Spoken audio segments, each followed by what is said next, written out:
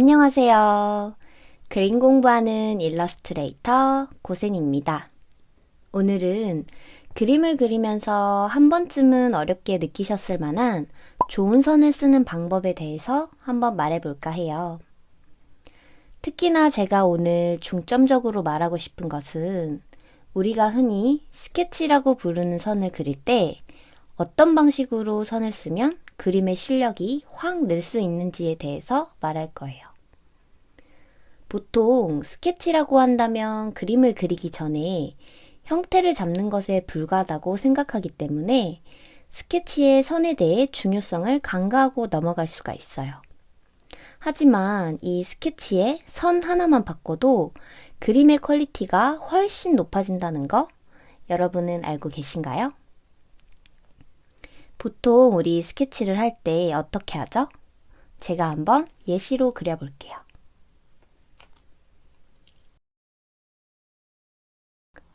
한번 간단하게 화분을 그려보겠습니다. 보통은 우리가 생각하는 스케치는 이 정도인 것 같아요.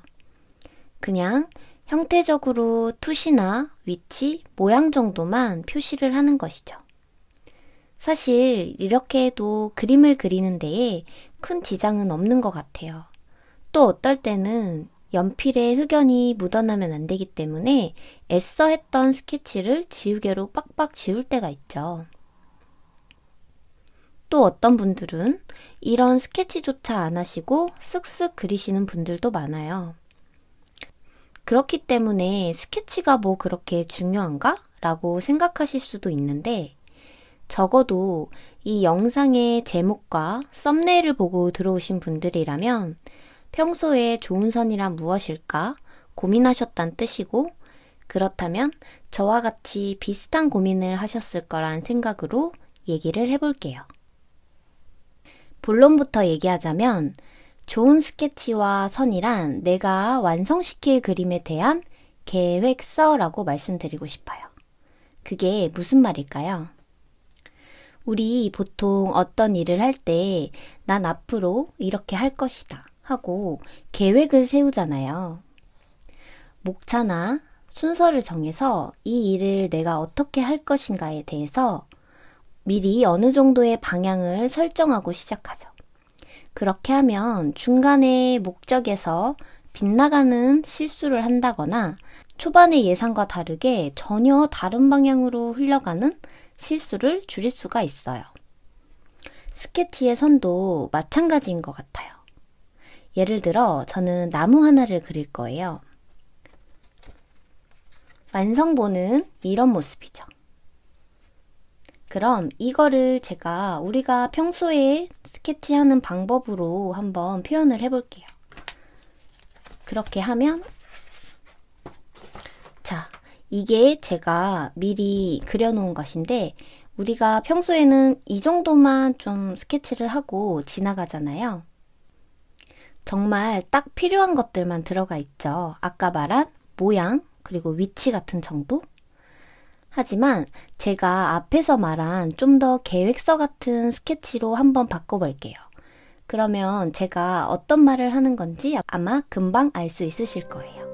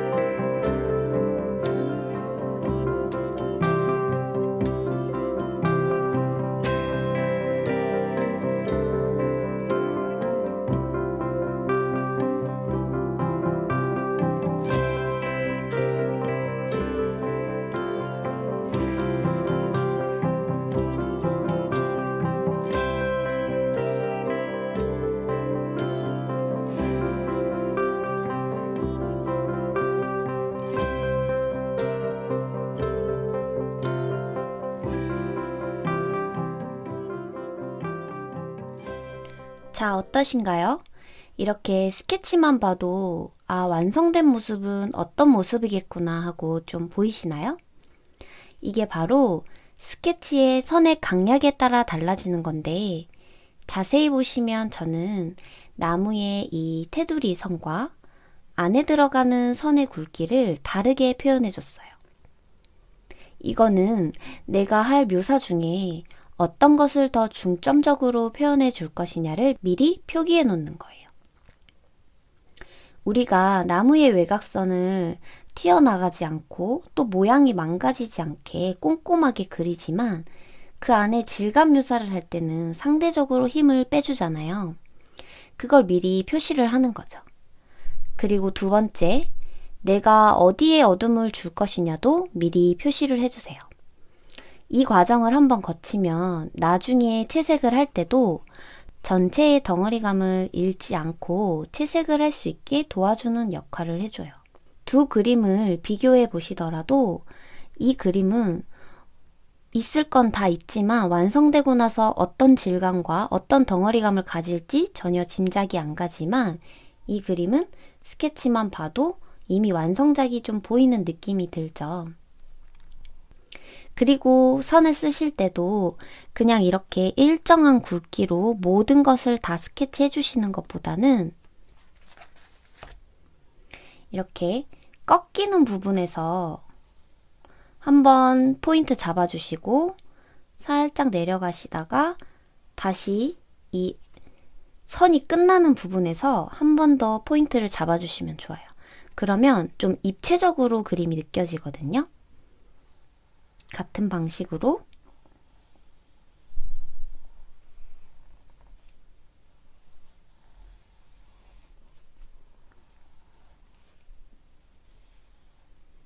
그리고 제가 아까 말한 것처럼 안에 들어가는 외곽선 말고 안에 질감으로 묘사되는 부분들은 이렇게 연하게 표시를 해주시는 거죠.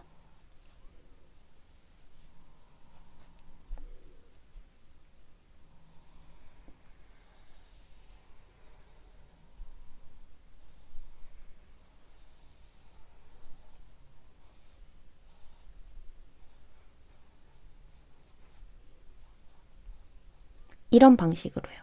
그러면 확실히 그림의 입체감도 살아나고 선을 훨씬 세련되게 쓸 수가 있어요. 또 이 스케치 선으로 미리 거리감도 나타낼 수 있거든요. 풍경 그림의 스케치를 한번 해보면서 예시를 들어볼게요. 자, 이건 제가 기존에 미리 그려놓은 풍경 스케치입니다.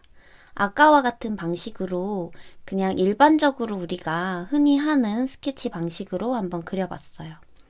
위치나 모양을 표시해 놓은 정도이죠. 그러면 이제 이걸 계획서 스케치로 한번 다시 바꿔볼게요.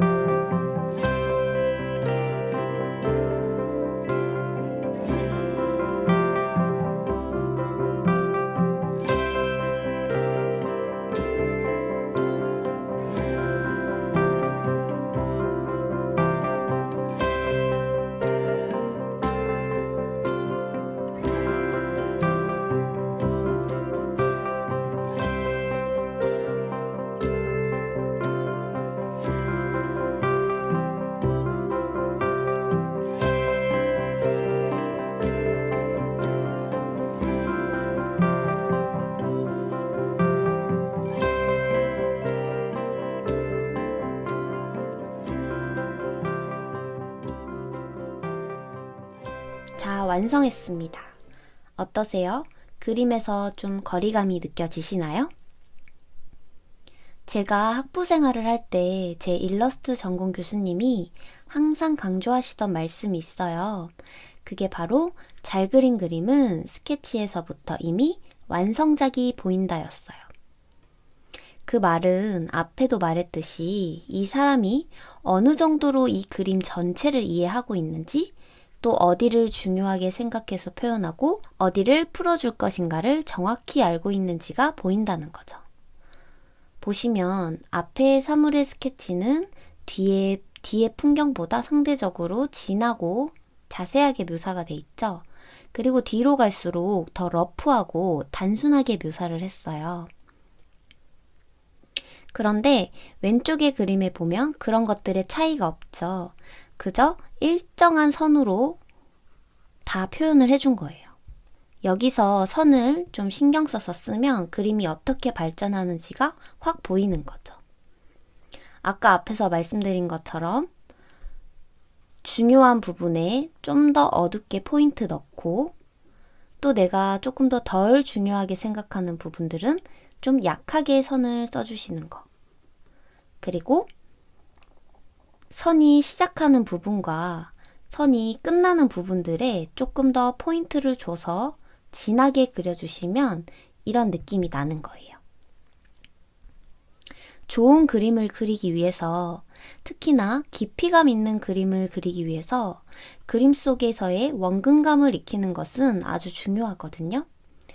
플랫하게 일러스트를 그리시는 분들도 많지만 취미로 그림을 배우시거나 또 나는 깊이감이 있고 풍성하고 조금 더 원근감이 느껴지는 그림을 그리고 싶다 하시는 분들은 꼭 이 기초적인 스케치와 선의 느낌을 잘 알아두시는 게 중요해요. 이렇게 스케치를 하고 그림을 시작하면 그냥 이렇게 똑같은 굵기와 똑같은 선으로 스케치를 했을 때보다 훨씬 좋은 작업물이 나오게 될 거예요. 자, 오늘은 평소와 다르게 그림 그리는 과정을 보여드린 건 아니지만 언젠가 한번 선과 스케치에 대한 얘기를 꼭 나누고 싶었어요. 이번 영상을 만들면서 새삼 그림 그리는 게 우리가 살아가는 방식과 굉장히 비슷하다는 생각이 들었거든요. 결국 뭐든 계획 없이, 기초 없이 한 번에 되는 일은 없더라고요. 그저 우연히 한두 번? 운으로 좋은 결과를 얻을 순 있어도 결국 끝까지 잘 되려면 기초가 탄탄하고 중심이 단단해야 되고 전체를 보는 눈이 있어야 된다는 걸 요즘 많이 느끼고 있어요. 그래서 요즘 저도 다시 한번 그림의 기초에 대해 공부하고 있는 중이에요. 제가 그림을 그린 지 11년 차 이제 되어가는 것 같은데 아직도 그림이 되게 어려운 것 같아요. 매일같이 고민하고 하고 있거든요. 그래서 앞으로도 이렇게 종종 제가 스스로 그림을 공부하며 어려웠던 점들, 그리고 여러 해 미술 강사를 하면서 느꼈던 그림 공부하는 사람들이 이런 걸 좀 어려워하겠다 하는 그런 점들에 대해서 고민하고 함께 얘기해 보려고 해요. 그럼 오늘 영상 재밌게 시청해 주셨기를 바라며 다음 영상은 모나미 플러스 펜화를 또 들고 와 볼게요. 그럼 다음 시간에 또 만나요. 안녕.